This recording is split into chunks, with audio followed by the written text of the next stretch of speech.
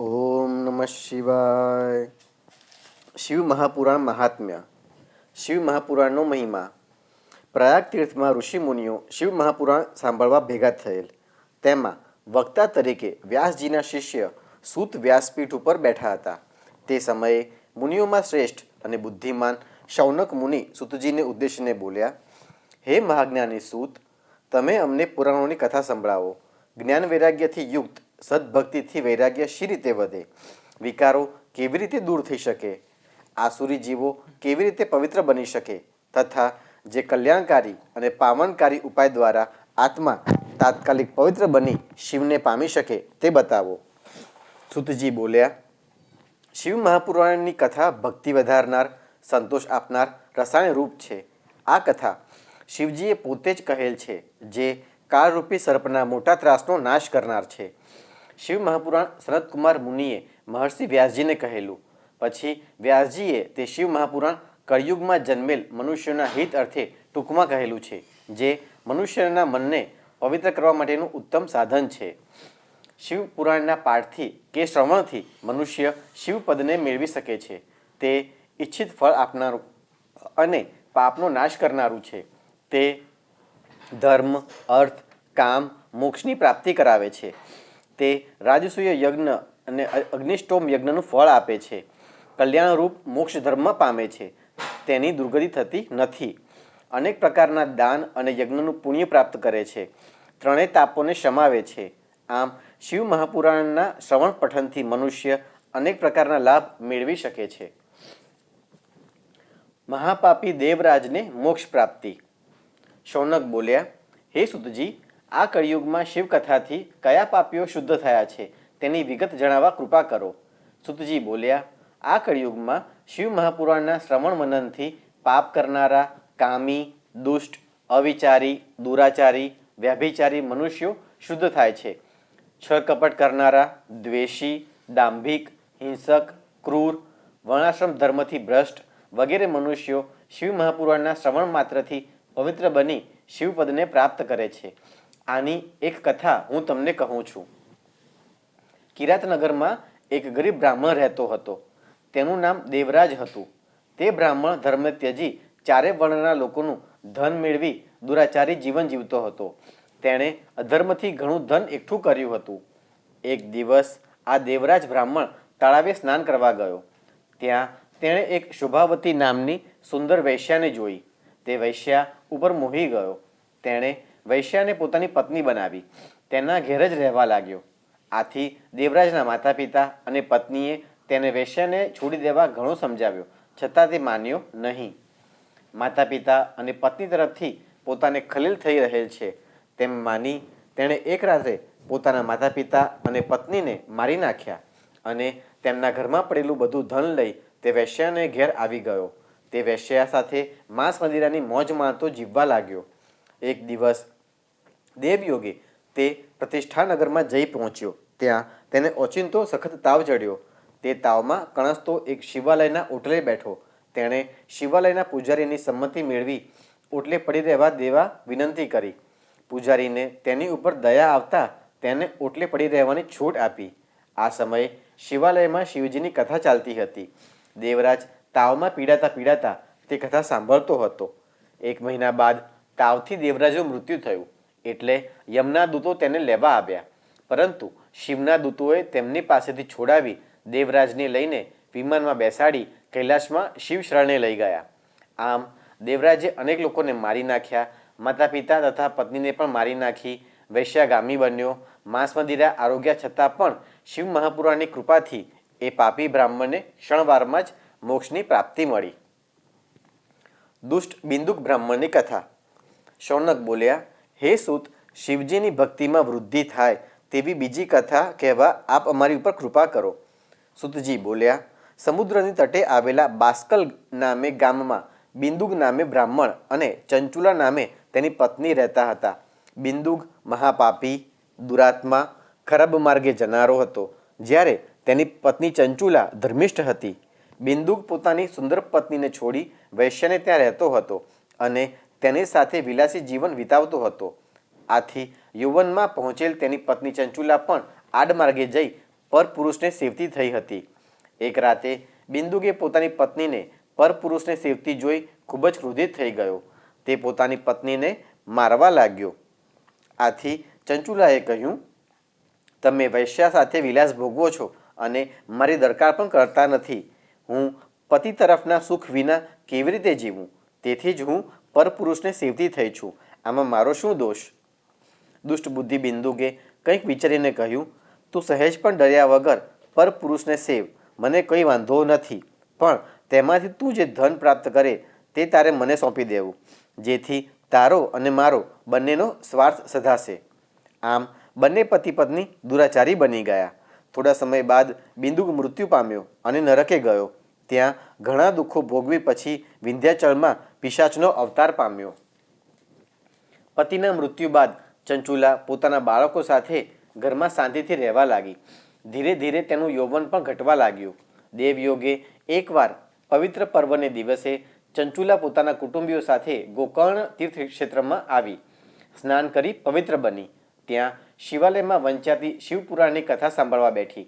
કથામાં પુરાણીના મુખે સાંભળ્યું, જે સ્ત્રી પતિવ્રતા ધર્મ ત્યજી પરપુરુષમાં આસક્ત બની વ્યભિચારિણી બને તે છેવટે નરકમાં જાય છે અને ત્યાં તેને ખૂબ જ ત્રાસ આપવામાં આવે છે. આ સાંભળી ચંચુલા ભયથી ધ્રુજી ગઈ. તે કથા પૂરી થતાં જ પુરાણી પાસે આવી અને કહેવા લાગી કે મેં જિંદગીમાં અનેક અધર્મ અને દુરાચાર કર્યા છે. મેં પતિવ્રતા ધર્મ ત્યજી પરપુરુષને સેવ્યા છે. હવે તમે મારો ઉદ્ધાર થાય તેવો કોઈ રસ્તો બતાવો. તમારી કથા સાંભળીને હું ધ્રુજી ગઈ છું. પુરાણીએ કહ્યું, શિવજીની કૃપાથી તું સમયસર જાગૃત થઈ ગઈ છે. તું ભયને છોડીને શિવજીને શરણે જા. પસ્તાવો થનારને શિવજી અવશ્ય સદગતિ આપે છે. આમ કહી પુરાણીએ તે સ્થળે ચંચુલાને શિવપુરાણની કથા સંભળાવવા માંડી. ભક્તિ, જ્ઞાન અને વૈરાગ્યને વધારનારી અને મુક્તિને આપનારી તે શિવકથા સાંભળીને તે કૃતાર્થ થઈ ગઈ. તેનું અંતઃકરણ શુદ્ધ થયું. તે શિવની ભક્તિ ધ્યાનમાં જ જીવવા લાગી. સમય પસાર થતાં ચંચુલા મૃત્યુ પામી. ત્યારે શિવગણો ચંચુલાને વિમાનમાં બેસાડી શિવપુરી લઈ ગયા. ત્યાં તેણે ત્રિનેત્રી, પંચમુખી, લીલકંઠવાળા અને સૂર્ય સમાન કાંતિવાળા શિવજીના દર્શન કરી તે અત્યંત હર્ષવિભોર બની ગઈ. તેણે શિવજીને બે હાથ જોડી પ્રણામ કર્યા. તેની આંખમાંથી હર્ષાશ્રુ વહેવા લાગ્યા. પાર્વતીએ પ્રેમથી તેને પોતાની સખી બનાવી. એકવાર ચંચુલાએ પાર્વતીજીની સ્તુતિ કરી તેમને પ્રસન્ન કર્યા. આથી પાર્વતીજીએ તેને કંઈક ઈચ્છિત વર માગવા જણાવ્યું. આથી ચંચુલાએ કહ્યું, પોતાનો પતિ ક્યાં છે, શું કરી રહ્યો છે તે મારે જાણવું છે અને તેને સદગતિ મળે તેવો કોઈ ઉપાય બતાવવા પાર્વતીજીને કહ્યું. પાર્વતીજીએ કહ્યું, તારો પતિ બિંદુ પાપી અને દુષ્ટ મનવાળો હોવાથી તેને નરકવાસ મળ્યો છે. ત્યાં તેણે ઘણા દુઃખો સહન કર્યા, છતાં હજુ તે વિંધ્યાચળ પર્વતમાં પિશાચ રૂપે જીવી રહ્યો છે. તે જો શિવકથા સાંભળે તો જ તેને સદગતિ મળી શકે તેમ છે. ચંચુલાની પ્રાર્થનાથી પ્રસન્ન બની પાર્વતીએ તુંબરુ નામના ગંધર્વરાજ અને ચંચુલાને વિમાનમાં વિંધ્યાચળ મોકલ્યા અને તુંબરુને બિંદુક સમક્ષ શિવકથા કહેવા જણાવ્યું. તુંબરુ અને ચંચુલા બંને વિંધ્યાચળ પર્વત પર આવ્યા. તુંબરુએ અતિ ભયંકર ને પિશાચ બિંદુકને સખત દોરડા વડે બળથી બાંધ્યો અને પછી શિવપુરાણ વાંચવા માટે નિર્ણય કરી મહોત્સવની રચના કરી. તુંબરુ શિવપુરાણ સંભળાવવા માટે વિંધ્યાચળ પર આવ્યા છે. આ સમાચાર સાંભળી દેવો તથા ઋષિઓ પણ ત્યાં આવી પહોંચ્યા. તુંબરુએ પિશાચને પહેલી સંહિતાથી માંડી 7મી સંહિતા સુધી શિવપુરાણ સંભળાવ્યું. આથી બિંદુક પ્રેતયોનિમાંથી મુક્ત બની દિવ્ય શરીરવાળો થઈ પોતાની પત્ની સાથે શિવજીનું ચરિત્ર ગાવા લાગ્યો. પછી બિંદુક પોતાની પત્ની અને તુંબરુ સાથે વિમાનમાં બેસી શિવધામે આવ્યો. ત્યાં શિવે બિંદુકને પોતાનો ગણ બનાવ્યો. ચંચુલા પાર્વતીની સખી બની આદર પામી અને મોક્ષ પામી. આમ જે માનવ શિવકથા સાંભળે છે તેની સદગતિ થાય છે. શિવપુરાણની શ્રવણ વિધિ. શૌનક બોલ્યા, હે સુતજી, હવે તમે શિવપુરાણ શ્રવણનો વિધિ જણાવો. સુતજીએ કહ્યું, શિવપુરાણની પૂર્ણાહુતિ નિર્વિઘ્ને થાય તે આશયથી પ્રથમ જ્યોતિષીને બોલાવી તેની પાસે ચોખ્ખું મુહૂર્ત કઢાવી સૌને આમંત્રણ મોકલવું. કથાના સ્થાનની પસંદગી શિવ મંદિર, તીર્થ, વન કે પોતાના ઘેર એમ 4 જગ્યામાંથી કોઈ એકની પસંદગી કરવી. કથાની ભૂમિને શુદ્ધ કરી લેપવી, ધાતુથી શણગારવી, કેળના પાનથી મંડપ બાંધવો, ચંદરવો અને ફળ ફૂલથી ચોપાસ શણગારવું, ચારે બાજુ ધજાઓ ફરકાવી, પછી શિવજીના આસનની રચના કરવી, કથાકાર માટે ઊંચા વ્યાસપીઠ પર આસન આપવું, વ્યાસપીઠ પર બેઠેલ પુરાણીએ અધ્યાય પૂરો ન થાય ત્યાં સુધી કોઈને નમસ્કાર કરવા નહીં. પુરાણી પવિત્ર, ચતુર, શાંત, કામ ક્રોધને જીતનાર, દયાળુ અને કુશળ વક્તા હોવો જોઈએ. કથા સૂર્યોદયથી માંડી 3.5 પ્રહોર સુધી વાંચવી. બપોરના સમયે મળમૂત્રના ત્યાગ માટે લગભગ 2 ઘડી કથા બંધ રાખવી. પુરાણીએ કથારંભના આગલા દિવસે હજામત કરાવી લેવી. કથામાં વિઘ્નનાશ માટે ગણપતિજીનું, નવગ્રહનું, સર્વતોભદ્ર દેવતાનું, શિવજીનું તથા ગ્રંથનું ભક્તિભાવ સાથે પૂજન કરવું. પછી સ્તુતિ કરતા પ્રાર્થના કરવી કે કથાનું સંપૂર્ણ શ્રવણ નિર્વિઘ્ને થાવ. આપ સંસાર સાગરમાંથી મારો ઉદ્ધાર કરો. આમ સ્તુતિ કર્યા બાદ પુરાણીજીનું પૂજન કરવું. વિદ્યેશ્વર સંહિતા. મુનિઓના જ્ઞાન સત્રમાં સૂતનું શુભાગમન. મહર્ષિ વેદવ્યાસજીએ આ પવિત્ર મંગલકારી ગ્રંથના શુભ આરંભ કાળે પરમ વંદનીય શ્રી ભોળાનાથનું સ્મરણ કર્યું હતું. વ્યાસજીએ કહ્યું, ગંગા યમુનાના સંગમ સ્થાન આગળ પવિત્ર ધર્મક્ષેત્ર પ્રયાગ તીર્થમાં મુનિઓએ યજ્ઞનું આયોજન કર્યું. ત્યારે સર્વ મુનિઓ અહીં એકઠા થયા. તેઓ ઉત્તમ પ્રકારના વ્રતવાળા, સત્યપ્રિય, સત્યશોધક, દયા અને કલ્યાણના નિધિસમાં તેજોમય મુખારવિંદ ધરાવતા હતા. આ મુનિઓમાં પૂજનીય અને વંદનીય શૌનક મુનિ પણ હતા. આ શુભ સમયે સૂતજીનું પણ મંગલ આગમન થયું. તેમના આગમનથી મુનિઓ પ્રસન્ન થયા અને તેમને આવકારી તેમનું પૂજન કર્યું. સૂતજીએ આસન ગ્રહણ કર્યું. પછી મુનિ શૌનક તેમને સંબોધીને પૂછ્યું, હે સર્વજ્ઞ, આપે પરમ વંદનીય મહર્ષિ વેદવ્યાસ પાસેથી પુરાણ વિદ્યાનું સંપૂર્ણ જ્ઞાન મેળવ્યું છે. જેમ રત્નાકર સાગર શ્રેષ્ઠ રત્નોનું સ્થાન છે, તેમ આપ આશ્ચર્યપ્રદ શ્રેષ્ઠ કથાઓના ભંડાર સમાન છો. હે સૂતજી, આપ કળિયુગમાં માનવીઓ દુરાચારી, પારકાની નિંદા કરનારા, પરધન મેળવવાની વૃત્તિવાળા અને પરસ્ત્રીમાં આસક્તિ ધરાવનારા હોય છે. ક્ષત્રિય, વૈશ્ય, બ્રાહ્મણ અને શૂદ્ર પ્રકારના લોકો પવિત્ર વિચાર ભણી આગળ વધવાના બદલે શાસ્ત્રો અને જ્ઞાનની અવગણના કરી ધર્મભ્રષ્ટ બન્યા છે. સંતાનો માતા પિતા સાથે વેર કરનાર અને કામના દાસ બની જીવે છે. કળિયુગમાં સ્ત્રીઓની પણ દુર્ગતિ થઈ રહી છે. તે પતિ, સાસુ સસરા સાથે અપમાનભર્યું વર્તન કરી વ્યભિચારિણી બની જીવે છે. ઉગતા બાળકો પણ ન ભણવાનું ભણી રહ્યા છે. તેમનું આરોગ્ય કથળી રહ્યું છે. પ્રજામાં પાપ કર્મનો ઓછાયો ફરી વળ્યો છે. આથી સર્વ લોકોના પાપો તત્કાળ નાશ પામે તેવો કોઈ ઉપાય કૃપા કરીને અમને જણાવો. સૂતજીએ આંખો બંધ કરી ભગવાન શિવનું સ્મરણ કર્યું. પછી તેઓ કહેવા લાગ્યા, હે સાધુ મહાત્માઓ, તમારો આ પ્રશ્ન ત્રણેય લોકનું કલ્યાણ કરનારો છે. તેથી હું મારા વંદનીય ગુરુનું સ્મરણ કરીને તમને ઉત્તર આપીશ, તે તમે સાંભળો. હે વિપ્રવર્ય, શિવ મહાપુરાણ સર્વ પાપનો વિનાશ કરનાર અને ઉત્તમ ગતિ આપનાર છે. વળી તે વેદાંત અને સર્વ પુરાણનો સાર પણ દર્શાવે છે. આ જગતમાં શિવપુરાણનો ઉદય થાય નહીં ત્યાં સુધી આ કળિયુગમાં ઉત્પાતો થતા રહેશે. જેઓ શિવપુરાણનો ઉદય થશે કે મંત્રતંત્રના ભેદ, દેવદાનવની મૂંઝવણો અને મતભેદો તથા આ બધા વિવાદોનું શમન થશે. હે બ્રાહ્મણ દેવતાઓ, શિવપુરાણના પઠન, મનન અને ચિંતનથી અતિ દુર્લભ ફળની પ્રાપ્તિ થાય છે. જે આ પુરાણનો એક શ્લોક પણ સાંભળે કે ભક્તિપૂર્વક પઠન કરે તે જીવન મુક્ત બને છે.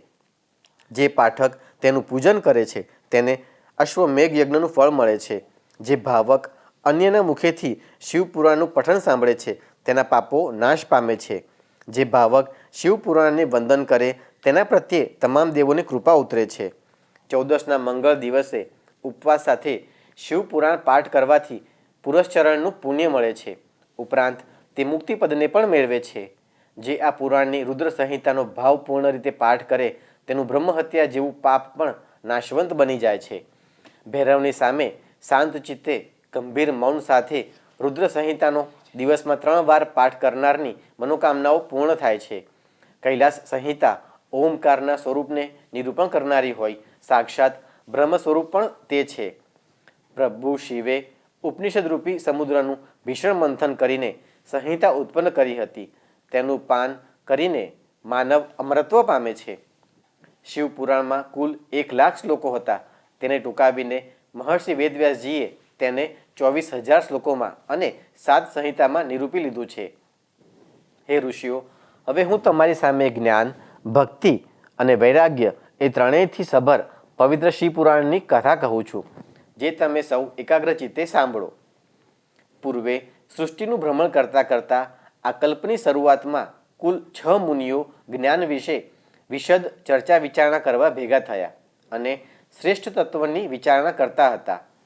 તેઓ કોઈપણ નિર્ણય પર ન પહોંચતા બ્રહ્માજી સમક્ષ ગયા. તેમને નમસ્કાર કરી તેઓએ પોતાની મૂંઝવણ રજૂ કરતા કહ્યું, હે પિતામહ, સર્વ તત્વોમાં જૂનું અને શ્રેષ્ઠ તત્વ કયું છે તે જણાવો.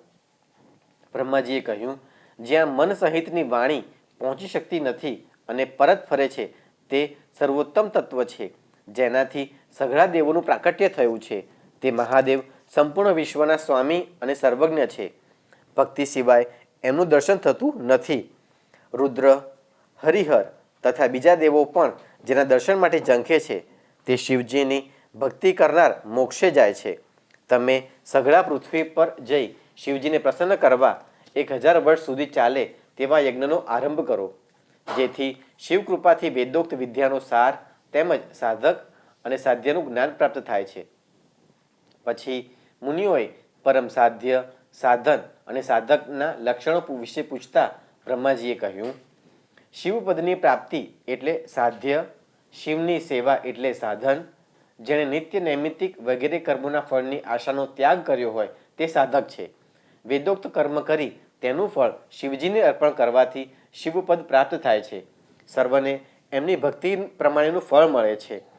પ્રભુ શંકરે કહ્યું છે કે સાધકે શિવકથા શ્રદ્ધાથી સાંભળવી, વાણી વડે એક તાલથી કીર્તન કરવું તથા એકલીન ભાવે શિવનું ધ્યાન ધરવું. આ પ્રમાણે સાધના કરીને સાધન મેળવો. પ્રથમ ગુરુના મુખે આ પવિત્ર કથાનું શ્રવણ કરી પછી કીર્તન કરો. ત્યારબાદ મનન કરતાં કરતાં ક્રમશઃ ભાવપદને પ્રાપ્ત કરવું. આ પ્રકારનો અભ્યાસ સાધકને અઘરો લાગશે. જો કે છેવટે આદિથી અંત સુધી સઘળું કલ્યાણકારી અને મંગલરૂપ થશે. શરીરની વ્યાધિઓ મટશે. સાધકને દિવ્યાનંદની પરમાનુભૂતિ થશે. પછી બ્રહ્માજીએ મુનિશ્રીઓને શ્રવણ, મનન અને કીર્તનની વિગતો વિશે જણાવતા કહ્યું, સજ્જનો, પંડિતો, જ્ઞાનીઓના સમાગમથી પ્રથમ શ્રવણ લાભ મળે, પછી તેનું મનન કરવું એટલે ઈષ્ટનું ભાવપૂર્ણતાથી પૂજન કરવું, નામ જપ કરવા અને પછી જ તેનું કીર્તન થાય છે. ઋષિઓએ પૂછ્યું, હે સુતજી, આપે મુક્તિ મેળવવા માટે શ્રવણ, મનન અને કીર્તન એમ 3 સાધનો કહ્યા, પરંતુ એ ત્રણેય સાધનો જે માનવી માટે અશક્ય હોય તેને શી રીતે મોક્ષ પ્રાપ્ત થાય? સુતજીએ કહ્યું, જો ઉપરના 3 સાધનો ન થઈ શકે તેમ હોય તેવા સાધક માત્ર શિવલિંગ અને મૂર્તિના પૂજનથી મુક્તિ પામ્યા છે. મુનિ શૌનક બોલ્યા, બીજા દેવોની મૂર્તિની જ પૂજા કરાય છે, જ્યારે શિવજીને લિંગ અને મૂર્તિ બંનેમાં પૂજન કરાય છે. તેનું કારણ શું હશે? સુતજી બોલ્યા, ભગવાન શિવ બ્રહ્મરૂપ અને નિરાકાર હોવાથી તેમની પૂજામાં લિંગને વેદ માન્ય ગણ્યું છે. વળી તે સાકાર હોવાથી તેમની મૂર્તિની પણ પૂજા થાય છે. આ રીતે ભગવાન શિવ નિરાકાર અને સાકાર બેવ સ્વરૂપે પૂજાય છે અને તેના દ્વારા મોક્ષ પ્રાપ્ત થાય છે. જ્યારે બીજા દેવો બ્રહ્મ સ્વરૂપ ન હોવાથી તેમની આરાધના કોઈ લિંગ ચિહ્નમાં થતી નથી. તેઓ સાકાર છે એટલે માત્ર મૂર્તિ સ્વરૂપે પૂજાય છે. વિષ્ણુ અને બ્રહ્માનો વિવાદ, શિવની કૃપા. અગાઉ મહાકાળ નામક કલ્પના સમયમાં બ્રહ્મા અને વિષ્ણુ વચ્ચે વિવાદ ખડો થાય. બંનેને અભિમાન થયું કે હું જ મોટો છું, બીજા નાના. બ્રહ્માનું કહેવું કે હું જગતનો સર્જક છું, જ્યારે વિષ્ણુ કહે તમે તો મારી નાભીની ભીતરમાંથી ઉત્પન્ન થયા, તેથી તમે તો મારા પુત્ર ગણાવો. આ બાબતે બંને વચ્ચે ખૂબ ટપાટપી થઈ. અંતે બંને યુદ્ધ માટે પણ તૈયાર થઈ ગયા. બંને પોતપોતાના વાહન પર બેસી સામસામે આવી ગયા અને પ્રહારો શરૂ થવા લાગ્યા. તેમનું ભીષણ યુદ્ધ જોઈ સઘળા દેવો ત્રિશૂળ ધારી મહાદેવ પાસે જઈ તેમની સ્તુતિ કરવા લાગ્યા. મહાદેવે કહ્યું, હે પુત્રો, બ્રહ્મા અને વિષ્ણુ વચ્ચેના ભીષણ જંગથી હું અજાણ નથી. હું તેમને શાંતિના માર્ગે લઈ જવા આવું છું. આમ કહી તેઓ પાર્વતી તથા અન્ય ગણો સાથે યુદ્ધના સ્થળે આવ્યા. તેઓ અદ્રશ્ય સ્વરૂપે યુદ્ધને નિરખવા લાગ્યા. યુદ્ધે ભયંકર સ્વરૂપ ધારણ કર્યું હતું. જો આ સ્થિતિ વધારે સમય રહે તો અનર્થ થઈ જાય. તેથી કરુણાસાગર શિવજીએ તે યુદ્ધને અટકાવવા માટે અગ્નિના મોટા વિશાળ થાંભલાનો આકાર ધારણ કરી બંનેની વચ્ચે નિષ્કલ સ્વરૂપે ઊભા રહ્યા. આ જોઈને બ્રહ્મા અને વિષ્ણુ શાંત પડ્યા અને વિચારવા લાગ્યા કે આ અદ્ભુત આકાર શેનો હશે? તે શું હશે? આ થાંભલાનો ઉપરનો અને નીચેનો છેડો ક્યાં છે તે આપણે જોવું અને જાણવું જોઈએ. આમ વિચારી વિષ્ણુએ વરાહનું અને બ્રહ્મા હંસનું રૂપ ધારણ કરી થાંભલાનું મૂળ શોધવા લાગ્યા. બંને જણાએ ઘણા ખાખા ખોળા કર્યા, આમ તેમ ફર્યા, ઊંચા નીચા થયા, પણ થાંભલાનો છેડો ક્યાંય મળી શક્યો નહીં. ભગવાન સદાશિવે બંનેની નિષ્ફળતા પર સ્મિત ફરકાવ્યું. તેમના માથાના ડોલનથી કેવડાનું ફૂલ ખર્યું, જેને બ્રહ્માજી નિહાળી ગયા. બ્રહ્માજીએ કેવડાના ફૂલને ખરતું જોઈ પુષ્પોના મહારાજાને પૂછ્યું, તું ક્યાંથી પડે છે? ત્યારે કેવડાએ જણાવ્યું, હું તે થાંભલાના મધ્ય ભાગમાં ઘણા સમયથી રહું છું, જો કે હજી મારી યાત્રા પૂરી થઈ નથી. બ્રહ્માજીએ કેવડાના ફૂલને વિનંતી કરી, તું મારી સાથે આવી વિષ્ણુને જણાવ કે બ્રહ્માએ થાંભલાનો ઉપરનો છેડો શોધી કાઢ્યો છે અને તેનો હું સાક્ષી છું. આમ કહી તે કેવડાને લઈ વિષ્ણુ આગળ આવ્યા અને ખોટી હકીકત જણાવી અને તેમાં કેવડાએ ખોટી સાક્ષી પણ પૂરી. કપટની આવી ચાલ જોઈ થાંભલામાંથી સદાશિવ પ્રગટ થયા. તેમને જોઈ બ્રહ્માજી દોડીને તેમના ચરણમાં ઝૂકીને ક્ષમા માંગવા લાગ્યા. મહાદેવે કહ્યું, હે વિષ્ણુ, તમારી સત્યતા પર હું ખુશ છું. તમને મારી ભક્તિ પ્રાપ્ત થશે, તમારી મારાથી અલગ પ્રતિષ્ઠા થશે અને પ્રજાજનો ઉત્સાહભેર તમારી પૂજા કરશે.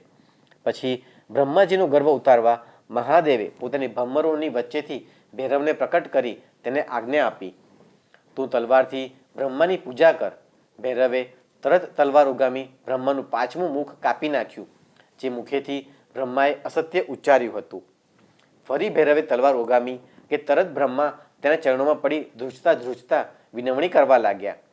વિષ્ણુએ મહાદેવને વિનંતી કરી, તેથી મહાદેવે ભૈરવને રોક્યો ખરો, પણ બ્રહ્માજીને તેમણે શાપ આપ્યો, હે બ્રહ્મા, તમે ઠગાઈ લુચ્ચાઈ કરીને અભિમાનના પોષણ અર્થે જૂઠ્ઠું બોલ્યા, માટે લોકોમાં તમારો આદર સત્કાર અને ઉત્સવ પ્રતિષ્ઠા થશે નહીં. તેથી જ બ્રહ્માજીના મંદિરો જોવા મળતા નથી કે તેમનો ઉત્સવ પ્રતિષ્ઠા જેવા પ્રસંગો પણ થતા નથી. બ્રહ્માજીએ પોતાની ભૂલ બદલ મહાદેવજીની ક્ષમા માગી ને તેમની પ્રાર્થના કરી પ્રસન્ન કર્યા. એટલે મહાદેવે તેમને વરદાન આપ્યું, તમે યજ્ઞોમાં હંમેશા અગ્રસ્થાન મેળવશો, તમારા વિનાનો યજ્ઞ નિષ્ફળ જશે. પછી મહાદેવજીએ કેવડાને પણ શાપ આપ્યો, હવે પછી ક્યારેય લોકો મારી પૂજામાં તારો ઉપયોગ કરશે નહીં. કેવડાએ પોતાની ભૂલ બદલ માફી માગીને શિવજીની સ્તુતિ કરી. તેથી શિવજીએ કહ્યું, હું તને કદી ધારણ કરીશ નહીં, જો કે તું મારા ચંદ્રમાની જેમ રહી શકીશ. રુદ્ર સંહિતા. મુનિઓ બોલ્યા, હે સુતજી, તમે અમને વંદનીય પૂજનીય પ્રભુ સદાશિવની ઉત્તમ કથા સંભળાવી રહ્યા છો, છતાં અમને તેનાથી સંતોષ અને તૃપ્તિ થતી નથી. કથારૂપી અમૃત પીવા મન વધુ ઉત્સુક બને છે. હવે તમે શિવનું પ્રકટ થવું, તેમના ખાસ ચરિત્રો, ઉમા પાર્વતીનું પ્રકટ થવું તથા તેમનો વિવાહ કહો. શિવ પાર્વતીનો ગૃહસ્થાશ્રમ, તેમની અનેક પ્રકારની લીલાઓ તથા બીજું જે કહેવા જેવું હોય તે બધું અમને વિસ્તારથી જણાવો. શિવ સ્વરૂપ વિષ્ણુએ પ્રેરેલા નારદે પિતા બ્રહ્માને પૂછ્યું હતું. ત્યારે પુત્રનું વચન સાંભળી બ્રહ્માએ પ્રસન્ન બુદ્ધિથી નારદને શિવનો યશ ગાયો હતો. આથી ઋષિઓએ બ્રહ્મા અને નારદનો સંવાદ સાંભળવાની ઈચ્છા વ્યક્ત કરી. નારદજીની કથા. સુતજી બોલ્યા, એકવાર નારદજીને તપ કરવાની ઈચ્છા થતાં તેઓ હિમગિરી ઉપર ગંગાજીના પવિત્ર કિનારે આવેલી એક સુંદર ગુફામાં ગયા. ત્યાં તેમણે મૌન ધારણ કરી આસન જમાવી પ્રાણના સંયમ થકી લાંબા કાળ સુધી તપ કર્યું. તેમનું આ લાંબુ તપ જોઈ ઇન્દ્રને પોતાના ઇન્દ્રાસનની ચિંતા થવા લાગી. તેમણે નારદજીના તપનો ભંગ કરવા માટે કામદેવને મોકલ્યા. કામદેવે તેમને ડગાવવા માટે અનેક કળાઓનો ઉપયોગ કર્યો, પણ તે ફાવ્યા નહીં. તેનું કારણ એ હતું કે આ જગ્યાએ પહેલાં ભગવાન મહાદેવ પોતે તપ કરતા હતા અને તેમને વિઘ્ન નાખવા કામદેવ આવ્યો હતો. ત્યારે મહાદેવે ત્રીજું નેત્ર ખોલી કામદેવને ભસ્મ કર્યો હતો. કામદેવની સ્ત્રી રતિની પ્રાર્થનાથી મહાદેવે કહ્યું, તે થોડા સમય બાદ પુનઃ આળસ મળીને જીવતો થશે, પણ આ જગ્યામાં ભવિષ્યમાં તેની કારી ફાવશે નહીં. આમ મહાદેવના પ્રભાવથી નારદ સુરક્ષિત રહ્યા. તે ઘણા કાળ સુધી તપ કરી શક્યા.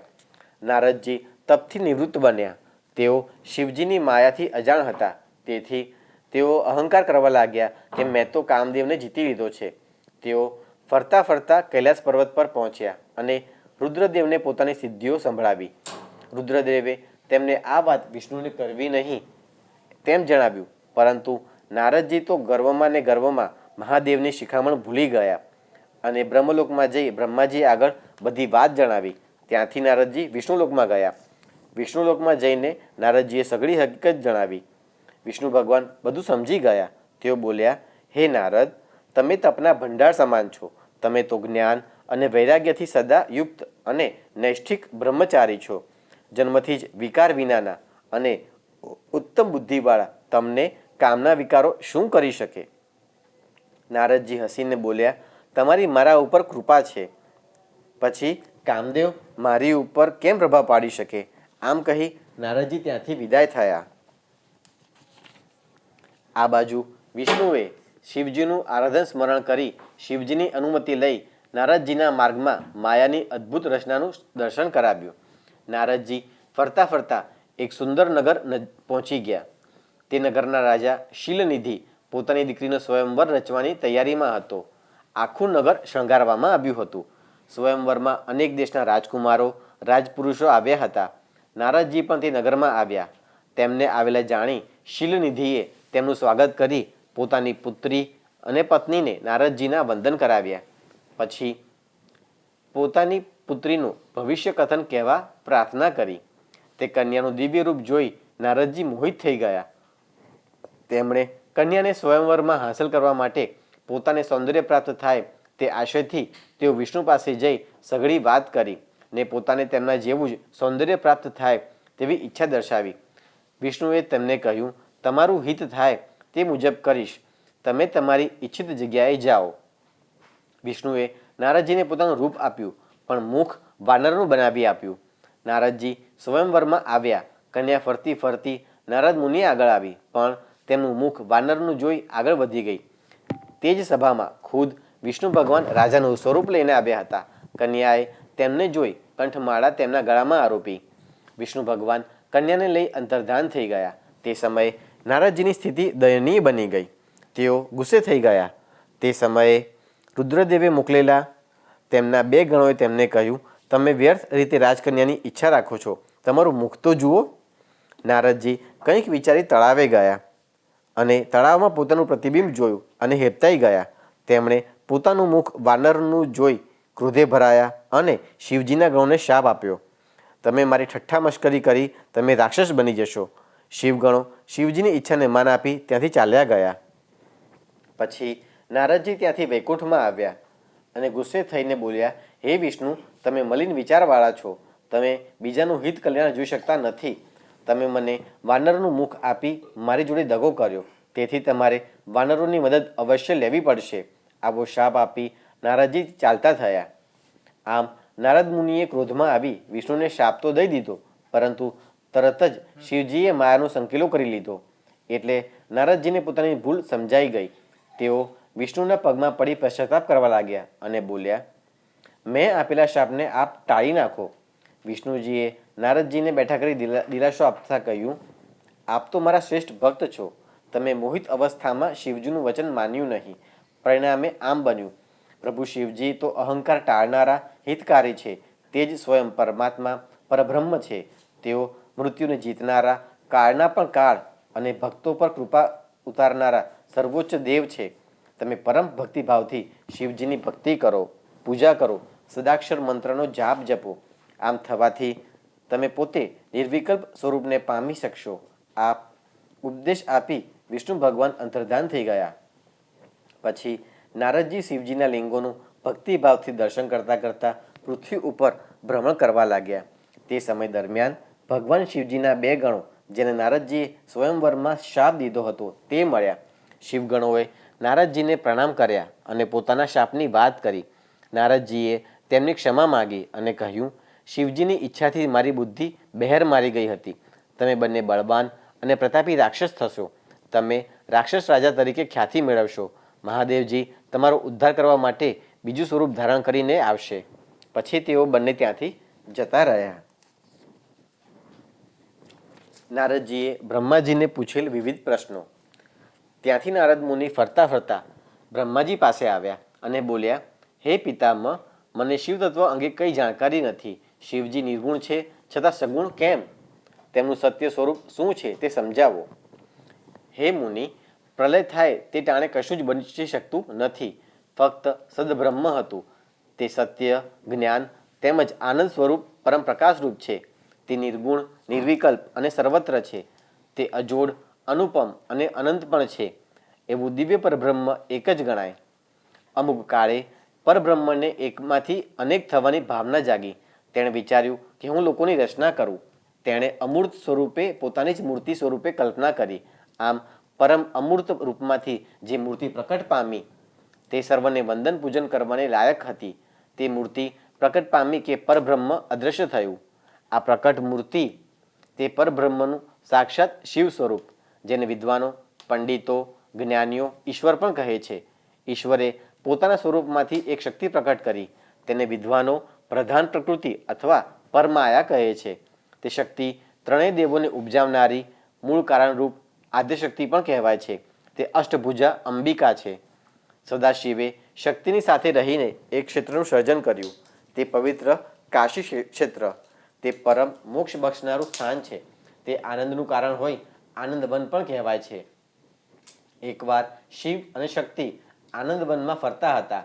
તે વખતે તેમને ઈચ્છા થઈ કે આપણું તમામ કાર્ય સંભાળી શકે તેવા કોઈનું સર્જન કરવું જોઈએ. આમ વિચારી શિવજીએ શક્તિના ડાબા અંગમાં શક્તિનો સંચાર કર્યો.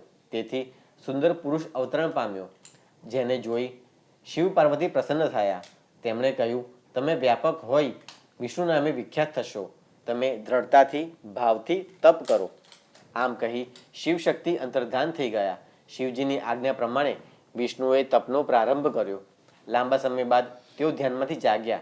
તે વેળા તેમને થયેલા પરિશ્રમથી તેમના શરીરમાંથી જળધારાઓ વહી ચાલી. એ જળથી જે કાંઈ શૂન્ય હતું તે સર્વ સભળતાથી ખીલી ઉઠ્યું. થાકેલા વિષ્ણુ જે જળમાં લાંબો સમય સૂઈ રહ્યા. જળમાં સૂતા હોવાથી તેમનું નામ નારાયણ થયું. શિવજીની ઈચ્છાથી 24 તત્વોને ગ્રહણ કરી ફરી વિષ્ણુ બ્રહ્મ સ્વરૂપે જળમાં સૂઈ ગયા. આ નારાયણ દેવ જળમાં પ્રગાઢ નિદ્રા માણી રહ્યા હતા. તે સમયે શિવની ઈચ્છાથી તેમની નાભીમાંથી એક કમળ પ્રકટ થયું અને તેમાંથી બ્રહ્માજી પ્રકટ થયા. તે પોતાની ઉત્પત્તિનું સ્થાન શોધવા કમળનાળમાં પ્રવેશ મેળવ્યો. તે અનેક વર્ષો સુધી ભટક્યા છતાં કોઈ જાણી શક્યા નહીં. તે દરમિયાન શિવજીની એક દિવ્ય આકાશવાણી સાંભળી કે તપ કર. બ્રહ્માજીએ 12 વર્ષ સુધી તપ કર્યું. ત્યારે તેમની સમક્ષ વિષ્ણુ પ્રકટ થયા. બ્રહ્માજી વિષ્ણુને ઓળખી શક્યા નહીં. એટલે વિષ્ણુએ તેમને, હે વત્સ, તમે ભલે પધાર્યા, આમ કહ્યું. વત્સનું સંબોધન સાંભળી બ્રહ્માજીને ખોટું લાગ્યું. તેઓ બોલ્યા, હું પોતે સ્વયંભૂ અજન્મા પિતામહ છું. વિષ્ણુએ તેમને યાદ દેવડાવ્યું, તમે મારી નાભીમાંથી પ્રગટેલા કમળમાંથી અવતરણ પામ્યા છો. તેથી તમે નહીં પણ હું જ સર્વવ્યાપક દેવ પરમાત્મા છું. આમ બંને પોતે મહાન છે એ બાબતે બંને વચ્ચે ઉગ્ર ટપાટપી થઈ. છેવટે બંને વચ્ચે ભીષણ યુદ્ધ થયું. તે સમયે તે બંનેની વચ્ચે પ્રલયકાળના અગ્નિ જેવું આદિ કે અંત વગરનું લિંગ પ્રગટ્યું. લિંગને જોઈ વિષ્ણુએ વરાહનું અને બ્રહ્માજીએ હંસનું રૂપ ધારણ કરી તે લિંગની ઉપર નીચે જોયું, પણ તેનો ક્યાંય છેડો મળ્યો નહીં. છેવટે બંને લિંગ આગળ હાથ જોડી વિનવણી કરવા લાગ્યા, હે પ્રભો, અમે આપના સ્વરૂપને ઓળખી શક્યા નથી. આપ શ્રી પ્રકટ દર્શન કરાવવા કૃપા કરો. આમ 100 વર્ષ પસાર થઈ ગયા. બ્રહ્માજી બોલ્યા, હે મુનિગણ, અમે બંને દર્શનની ઈચ્છાથી પ્રાર્થના કરતા રહ્યા. તે વખતે શબ્દ બ્રહ્મરૂપ ઓમકારનો ધ્વનિ મંડરાયો. બંને જણા તે ધ્વનિ સાંભળીને મંત્રમુગ્ધ બની ગયા. એકાક્ષર ઓમકારમાં શ્રી શિવને શબ્દ બ્રહ્મ સ્વરૂપે પરમેશ્વર સમજ્યા. તેમના દર્શન થતાં અમે આનંદિત બન્યા. અમે તત્કાળ સદાશિવ ભગવાનની સ્તુતિ આરંભી. સ્તુતિ કરતાં અમને પ્રભુ શિવના શબ્દ સ્વરૂપનું અદ્ભુત દર્શન પણ થયું. તેને 5 મુખ, 10 હાથ અને કપૂર જેવું દિવ્યતાથી અંજાયેલ મંજાયેલ શરીર અલંકારોથી શોભી રહ્યું હતું. અમે તેમને નમસ્કાર કરીને શબ્દ બ્રહ્મ સામે નજર કરી. અમને ઓમકારથી પ્રકટ થયેલો 5 કળાવાળો 38 અક્ષરોવાળો મંત્ર દેખાયો. ઉપરાંત રુદ્ર ગાયત્રીનો મંત્ર પણ અમે જોયો. ઓમ તત્પુરુષાય વિદ્મહે મહાદેવાય ધીમહિ તન્નો રુદ્ર પ્રચોદયાત. પછી અમે મૃત્યુંજય મંત્ર, પંચાક્ષર મંત્ર, ચિંતામણી મંત્ર તથા દક્ષિણામૂર્તિ મંત્ર જોયા. અમે તે મંત્રોને હૃદયમાં ઉતારી ગ્રહણ કરી વંદન કર્યા. પછી શિવજીની સ્તુતિ કરી. તેથી મહાદેવજી તથા દેવી પાર્વતી પ્રકટ થયા. તેમણે અમને વેદોનું જ્ઞાન આપ્યું. વિષ્ણુએ કહ્યું, હે પ્રભુ, આપ પ્રસન્ન થાવ તે માટે અમારે આપનું કઈ રીતે પૂજન કરવું, કઈ રીતે ધ્યાન ધરવું, આપ કેવી રીતે વશ થાવ તે વિગતવાર જણાવો. મહાદેવજી બોલ્યા, હું તમારા બંનેની ભક્તિથી પ્રસન્ન થયો છું. હમણાં જે દેખાય છે તેવા મારા લિંગનું સદા તમે પૂજન કરતા રહો, ધ્યાન ધરો અને લિંગની સ્થાપના કરો. લિંગથી પૂજાયેલો હું મનવાંછિત ફળ આપીશ, અનેક પ્રકારની મનોકામના પૂર્ણ કરીશ. તમે બંને મારા ડાબા જમણા અંગોમાંથી ઉત્પન્ન થયા છો. તેથી બ્રહ્માજી, તમે સૃષ્ટિની રચના કરજો અને વિષ્ણુ, તમે સૃષ્ટિનું રક્ષણ કરજો. તેમજ મારો અંશ રુદ્ર પ્રકટ થશે, તે સંહારનું કાર્ય કરશે. મારી અર્ધાંગીની જે પ્રકૃતિ કહેવાય છે તે દેવી પાર્વતી છે. તેઓની એક શક્તિ વાણી સ્વરૂપે બ્રહ્માને, બીજી લક્ષ્મી સ્વરૂપે વિષ્ણુને અને ત્રીજી કાલી નામથી રુદ્રને સેવશે. હે બ્રહ્મા વિષ્ણુ, તમે યાદ રાખજો કે બ્રહ્મા, વિષ્ણુ અને રુદ્ર એ મારા જ અંશ છે. પછી સદાશિવે ત્રણેય દેવોને આયુષ્ય બળ વિશે કહી સંભળાવી અદૃશ્ય થયા. તે વખતે મુનિઓ બોલી ઉઠ્યા, હે સુતજી, હવે આપ અમને સદાશિવની પૂજાની વિધિ કહો. સુતજીએ કહ્યું, હે જ્ઞાની ધ્યાની મુનિઓ, ધન્ય છે તમારી શિવ ભક્તિને. હું તમને સદાશિવની પૂજાની વિધિ જણાવું છું. જ્યારે નારદજીએ પિતામહને પૂજન વિધિ સવિસ્તારથી જણાવવાનું કહ્યું ત્યારે બ્રહ્માજીએ કહ્યું, હે નારદ, એક સમયના કાળે હું સર્વ દેવોને લઈ ક્ષીર સમુદ્રના કિનારે ગયો હતો. ત્યાં જઈ અમે વિષ્ણુની સ્તુતિ કરી. વિષ્ણુ પ્રસન્ન થઈ બોલ્યા, હે દેવો, કહો શું કામ પડ્યું? ત્યારે મેં કહ્યું, સર્વ દુઃખો દૂર થાય તે માટે કયા દેવની સેવા કરવી તે અમને કહો. વિષ્ણુએ કહ્યું, હે દિવ્ય દેવો, સર્વ દુઃખો અને પાપોનો નાશ કરનાર દેવાધિદેવ શિવજી છે. માટે શિવજીનું ધ્યાન ધરવું, તેમનું પૂજન અર્ચન કરવું, તેનાથી સર્વ પાપો ભસ્મ બને છે. વિષ્ણુની વાણી સાંભળી સર્વ દેવોએ શિવલિંગની માંગણી કરી. તેથી વિષ્ણુ ભગવાને વિશ્વકર્માને આજ્ઞા કરી કે બધા દેવો માટે લિંગ શ્રેષ્ઠ લિંગનું સર્જન કરો. વિશ્વકર્માએ દરેક દેવોને તેમના અધિકાર પ્રમાણે લિંગો બનાવી આપ્યા.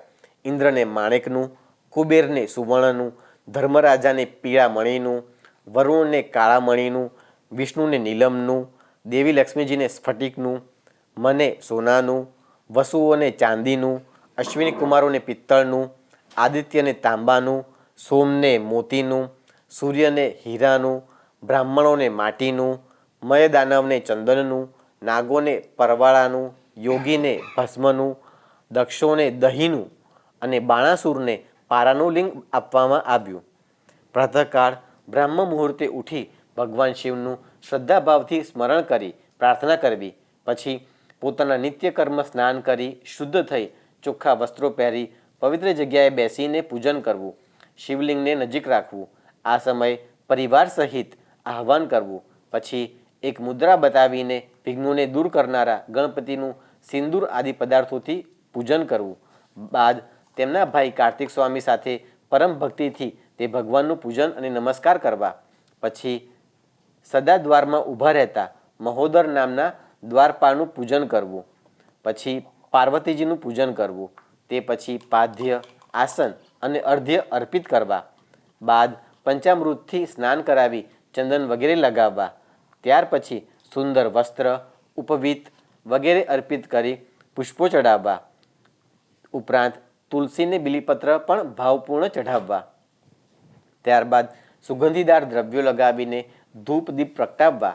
પછી નૈવેદ્ય ધરીને આચમન પ્રક્રિયા કરવી. 5 દિવેટવાળા દીવાની આરતી ઉતારવી. પછી શાંત ચિત્તે બેસી પંચાક્ષર મંત્રનો જાપ કરવો. સ્તુતિ અને પ્રદક્ષિણા કર્યા બાદ ભાવથી વંદન કરવા. અંતે મંત્ર પુષ્પાંજલિ અર્પિત કરી ક્ષમા માગવી. ક્ષમા યાચના પછી દેવનું શ્રદ્ધાથી વિસર્જન કરવું. તે પછી પૂજાનું જળ લઈ માથે ચઢાવવું. આમ શિવજીનું પૂજન મેં તમને કહી સંભળાવ્યું. ગુણનિધિ કુબેરની કથા. સુતજી બોલ્યા, બ્રહ્માજીનું વચન સાંભળીને નારદે પૂછ્યું, શંકર કૈલાસમાં ક્યારે ગયા? કુબેર સાથે મિત્રતા ક્યારે થઈ? શિવજીએ ત્યાં શું કર્યું તે બધું મને જણાવો. બ્રહ્માજીએ કુબેરની વાત કરતા ગુણનિધિની કથા કહી.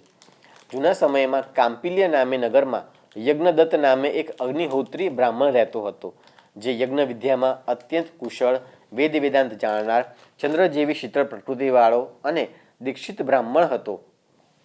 તેને ગુણનિધિ નામે એક દીકરો હતો. તે ખરાબ થયો. તે ધીરે ધીરે અધ્યયન છોડી રાત દિવસ જુગાર રમવા લાગ્યો. બ્રાહ્મણે પોતાના દીકરા વિશે બ્રાહ્મણીને પૂછતા તે પુત્રના દુર્ગુણોને ઢાંકી દઈ ખોટું બોલ્યા કરતી. માતાએ પુત્રને આ ખરાબ ધંધા છોડી દેવા ઘણો સમજાવ્યો, પણ તેણે માતાની વાત ગણકારી નહીં. એક દિવસ બ્રહ્મદત્તે એક જુગારીના હાથમાં પોતાની વીંટી જોઈ.